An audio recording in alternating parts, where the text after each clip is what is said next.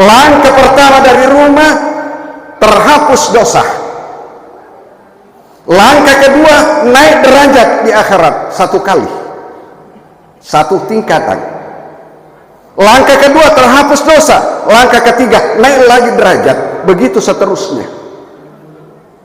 Ada lagi komplain, Ustaz, saya tidak jalan kaki. Silahkan naik motor, 1 tetes bensin, minyak, begitu pahalanya. Tetes pertama terhapus dosa, tetes yang kedua naik derajat, begitu seterusnya. Alangkah celakanya orang bertetangga dengan masjid, tidak salat berjamaah di masjid.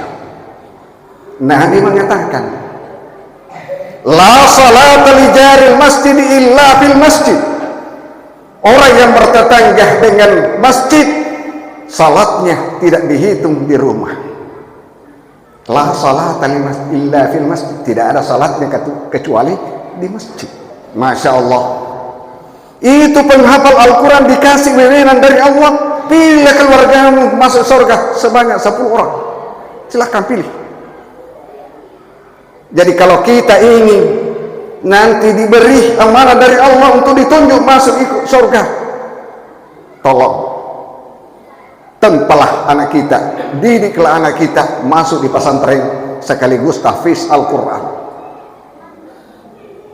Wah, rejina tona.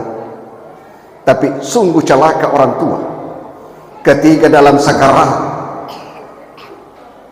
Pak makade andre guru totofan rita ye ko on kato masih ke lawan ayo mati aja lalu musalai minimal anda kau bacakan Yasin takodo biana enak bacakan Yasin sedewisen tomato cilaaka.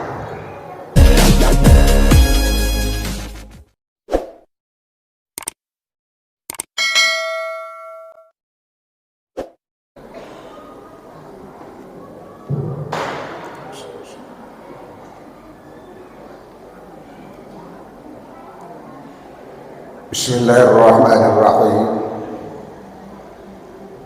Assalamualaikum warahmatullahi wabarakatuh.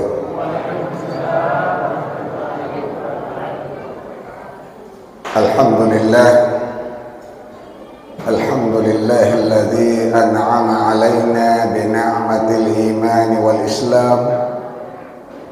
Wassalatu wassalamu ala habibina wa syafi'ina wa maulana Muhammad wa ala alihi wa sahbihi wa man kafa.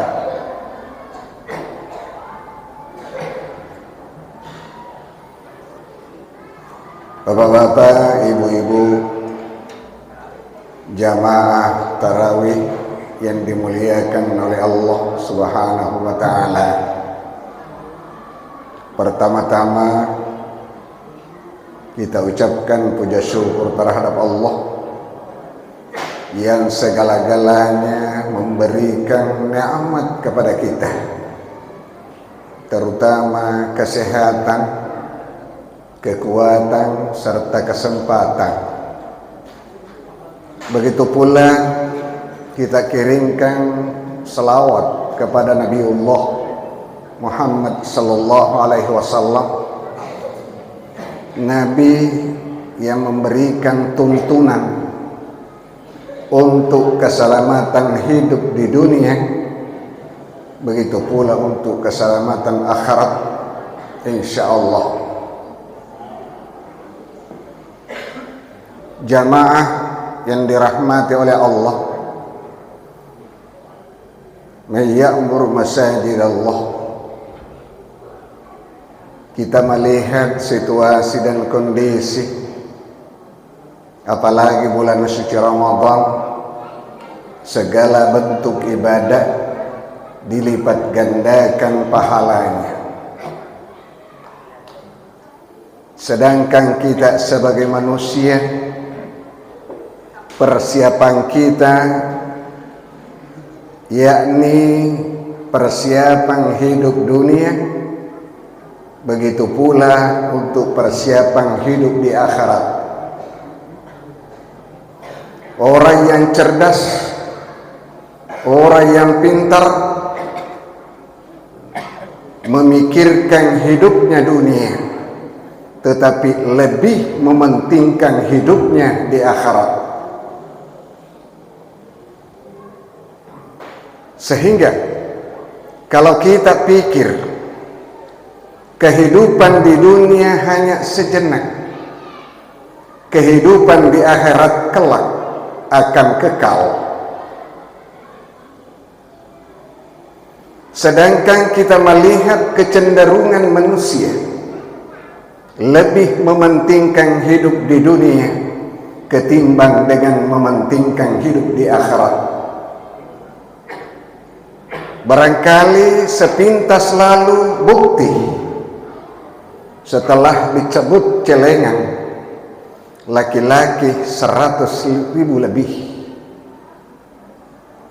perempuan 200 lebih. Kalau kita pikir sepintas lalu, uang kita miliki misalnya di rumah 100.000 rupiah, tiba-tiba kita cari uang 2.000 rupiah dibawa ke masjid, yang sisa 88.000. Yang tinggal itu adalah kepentingan hidup dunia, sedangkan yang dibawa ke masjid 2.000 adalah kepentingan akhirat. Berarti kecenderungan manusia lebih mementingkan hidup dunia ketimbang mementingkan hidup di akhirat. Padahal elok kita kolino cinampe bawah. Uang tadinya 98.000 belum tentu kita punya, tapi uang yang dimasukkan 2.000 sudah positif kita yang punya. Tetapi celakanya nanti setelah manusia itu meninggal dunia, dibagikan uang 2.000, inilah uangmu 2.000 yang kau masukkan di dalam celengan pada malam minggu. Agan apa nak semeneng utapangi mega di rona dua sebuah mega runtuh.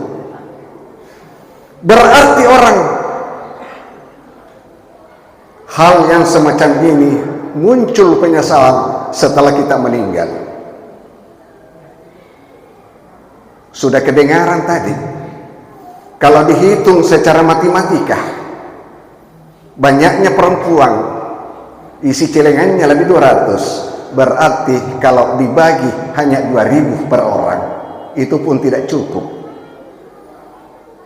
Kalau laki-lakinya dibagi lebih 100, berarti tidak rata 2.000. Sekiranya masukkan semua celengan, berarti sudah nampak kecenderungan orang memilih kehidupan dunia yang sebentar. Kira-kira kalau kita berpikir persoalan kemakmuran masjid, mungkin panitia bisa mengemis. Kenapa? Bulan Ramadan kita pikirkan berapa wan sakunya imam tarawih. Kemudian berapa dibayar listrik karena memakai AC. Enak dirasa. Dek na pada riolo dek gagasi. Kalau kaki masih gini mana kamako sesa. Raji pelo kaki masih gini pak mana kamako falah. Tapi mako kue maka cek ni. Tetapi ternyata bisa mengemis pengurus masjid persoalan keuangan. Berarti belum bisa makmur. Iya. Magaloni rita masih kita enak kalau sujud. Siapa yang menyumbangkan? Tentu masyarakat. Berapa orang yang sujud dalam satu malam? Sekian juga mendapat pahalanya. Itu harus kita memakmurkan masjid. Enak sekali. Jadi siapa yang sudah menyumbang, insya Allah pahalanya setiap malam mengalir. Kalau dia masih hidup, tunggu, kalau kita meninggal pasti akan mengalir pahalanya. Kalau sudah meninggal, dia sudah nikmati sekarang. Berbeda dengan orang hidup belum menikmati sekarang. Jamaah. Kemudian memakmurkan masjid. Innama ya'muru masajidallah. Memakmurkan masjid, jamaahnya ramai. Bukan pada waktu mau salat tarawih, tetapi setiap waktu ramai. Kenapa dia ramai? Dia mementingkan hidupnya di akhirat. Karena dia punya prinsip bahwa manakala saya salat berjamaah di masjid, lipat ganda pahalanya ketimbang dengan salat di rumah sendiri-sendiri. Yaitu ini na pakai niat lalu ngami wani apalah niat ki, ya Allah, insya Allah sebentar subuh saya akan salat berjamaah subuh di masjid, insya Allah mendapat pahala. Siapa yang tulis? Malaikat. Apakah malaikat dengar niat orang? Jawabannya tidak. Karena niat itu Allah yang mengetahui. Bisikan orang Allah yang mengetahui. Tetapi ketukan hati malaikat tidak tahu. Tapi kenapa dia bisa catat satu pahala setelah dia niat? Itu tawekon niai. Elok lo masih ya selama galo ini anak. Ada bau harum keluar dari mulut. Ya naroni nemo malaikat, oh ini orang niat satu pahala. Jadi napa kini karena pahala. Tapi subuh nanti saya teledor tidak pergi salat subuh, bagaimana pahala yang satu? Tetap tidak terhapus. Noleh maka deki lo tunaknya pasani dia uno fak kada apa lau runtuh. Iya. Cedek lada itu fak cek di bawah. Tetapi setelah datang di masjid, langkah pertama dari rumah terhapus dosa. Langkah kedua naik derajat di akhirat satu kali, satu tingkatan. Langkah kedua terhapus dosa, langkah ketiga naik lagi derajat, begitu seterusnya. Ada lagi komplain, Ustaz, saya tidak jalan kaki. Silahkan naik motor, satu tetes bensin, minyak, begitu pahalanya. Tetes pertama terhapus dosa, tetes yang kedua naik derajat, begitu seterusnya. Alangkah celakanya orang bertetangga dengan masjid, tidak salat berjamaah di masjid. Nabi mengatakan, la salata li jaril masjid illa fil masjid. Orang yang bertetangga dengan masjid, salatnya tidak dihitung di rumah. La salata illa fil masjid, tidak ada salatnya kecuali di masjid. Untunglah berniat untuk kepentingan akhirat. Di masjid diisi ramai betul karena mengharapkan kemakmuran masjid sekaligus untuk baktinya kepada Allah, sekaligus untuk menunggu kebahagiaan di akhirat. Jamaah. Tetapi namun pun demikian, kalau hanya orang tua punya prinsip yang kuat, di masjid selalu salat, tetapi generasinya tidak dibimbing dan tidak diarahkan dan tidak dibina, barangkali kita bisa berpikir 10 tahun yang akan datang bagaimana masjid di Jalan Bali, apakah bisa ramai atau tidak. Olehnya itu, kalau Anda mau beruntung di akhirat, mengalir terus pahalanya, bimbinglah anak kita, generasi kita, ajarlah generasi kita, didiklah beragama generasi kita. Kenapa? Ya kudifagura nata baca Al-Quran, macam baca suratul Fatihah, macam baca suratul Yasin. Sekali dia baca suratul Fatihah sampai waladhdallin, apa dia bilang? Allahumma wasal sawaba ma qara'nahu min suratil Fatihah ila ruhi abi. Sampai apa yang dibaca anak kepada orang tuanya, justru anak harus kita didik supaya mengalir terus pahalanya, daripada generasi kita tenggelam di narkoba, tenggelam di kafe dan lain sebagainya. Untuk memakmurkan masjid, ramaikanlah masjid, termasuk anak-anak kita. Terlebih-lebih lagi kalau anak kita dimasukkan di madrasah, dimasukkan di pesantren, dimasukkan di tahfiz Al-Quran, jatahnya luar biasa. Penghafal Al-Quran dikasih jatah nanti dari Allah Subhanahu wa ta'ala di akhirat. Penghafal Al-Quran ditahan di surga, jangan dulu kamu masuk. Sekarang ini saya berikan wewenang, tunjuklah keluargamu 10 orang banyaknya untuk kamu ikutkan masuk dalam surga. Pilihlah siapa keluargamu. Beruntunglah orang tua yang memasukkan anaknya penghafal Al-Quran seperti Imam Jamaat Isa tadi. Saya kira siapa punya orang tua? Pak Arifin Sahaka, ya? Itu Pak Arifin Sahaka, mamanya ini saya termasuk saya pelihara. Saya lama tinggal di rumahnya, Alena Gurunda. Orang tuanya mamanya ini berapa tahun saya nggak tinggal di rumahnya, cuma ini nggak tahu dia saya. Ini penghafal Al-Quran 3 bersaudara, Masya Allah. Itu penghafal Al-Quran dikasih wewenang dari Allah. Pilih keluargamu masuk surga sebanyak 10 orang, silahkan pilih. Jadi kalau kita ingin nanti diberi amanah dari Allah untuk ditunjuk masuk ikut surga, tolong tempalah anak kita, didiklah anak kita masuk di pesantren sekaligus tahfiz Al-Quran. Wah, Regina Tona. Tapi sungguh celaka orang tua ketika dalam sakarat.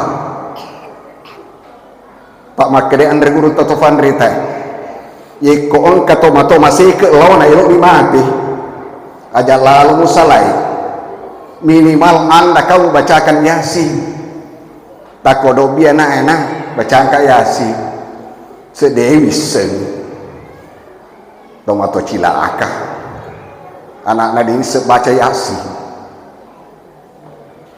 Sungguh beruntung kalau orang tua panggil anaknya, nah ini orang tua dalam keadaan sakaraat, bacakan Yasin, ambil dia baca Bismillahirrahmanirrahim Yasin wal Qur'anil Hakim innaka laminal mursalin ila akhir ayat. Terus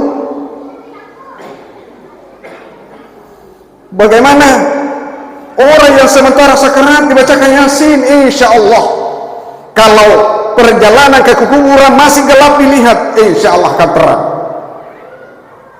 Kalau susah di dalam kematiannya, insya Allah akan dimudahkan oleh Allah disebabkan surah Yasin.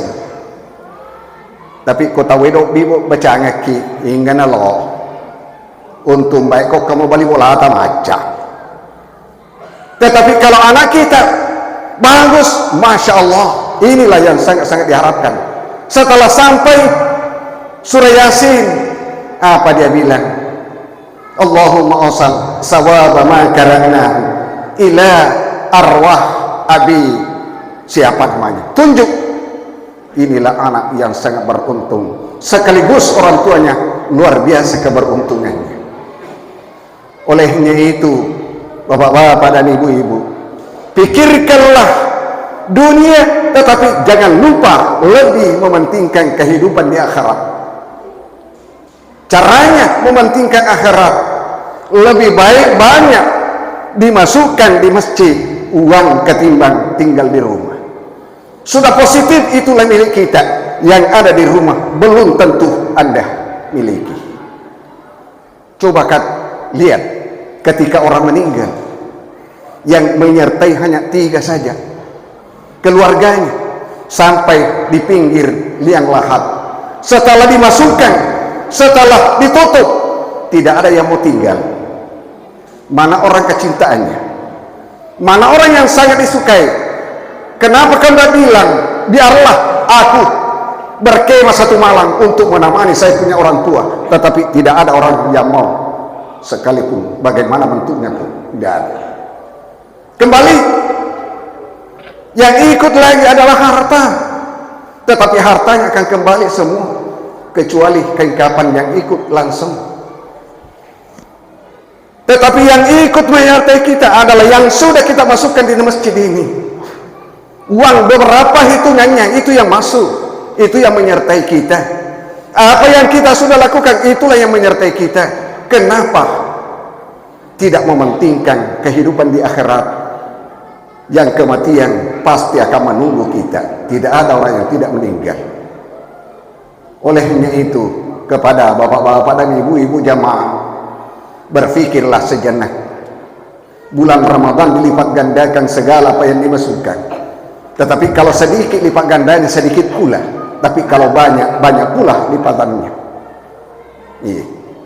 Kemudian, janganlah selalu mau tidur di rumah. Kalau waktu salat, usahakan memaksakan sedikit diri kita agar senantiasa betul-betul mempersiapkan diri untuk kehidupan di akhirat. Kenapa? Dunia ini sebentar, akhirat adalah perpindahan kita. Kalau Anda mau pindah, bikinlah rumah sebelumnya, lengkapilah alatnya di dalam, supaya tidak gelisah setelah Anda masuk. Olehnya itu, sekali lagi saya harapkan kepada bapak-bapak dan ibu-ibu, orang yang cerdas, orang yang pintar, orang yang mementingkan hidup di akhiratnya ketimbang dengan hidup di akhirat di dunia. Saya ulangi, orang yang cerdas, orang yang pintar, lebih mementingkan kehidupan akhiratnya ketimbang dengan kehidupan dunia, karena dunia hanya sebentar saja. Saya kira inilah yang sempat saya sampaikan. Mudah-mudahan ada manfaatnya kepada bapak-bapak dan ibu-ibu, terutama diri pribadi saya. Hadanallahu wa iyyakum ajma'in. Wassalamualaikum warahmatullahi wabarakatuh.